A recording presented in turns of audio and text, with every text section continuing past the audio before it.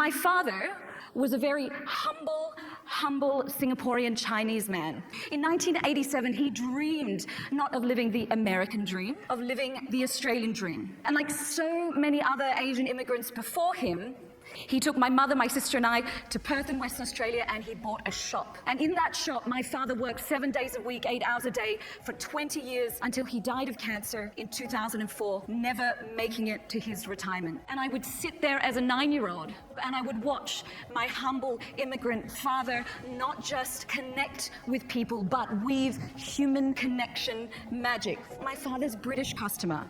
This man, 40 years in Australia. I remember seeing Dad do an initial greeting, the superficial small talk, and then my father shut his mouth as this older English man whispered to him what I would later find out were his deepest, darkest secrets. My mother would tell me years later, and it made my jaw drop, that this particular gentleman was from the north of England. It was part of something called the Home Children's Scheme, where orphans from the north of England were sent to Canada and Australia, and in order to earn their residency for the country, they underwent severe abuse and neglect by their caretakers. And this was the moment I started to think, what was this human connection magic that my dad was weaving that would make somebody disclose their deepest trauma to their local shopkeeper? 10 years after, it was the hearse on the morning of my dad's funeral. And I remember pressing my cheek against the cold window to look out to a car park full of a sea of people coming to pay their respects for their local shopkeeper.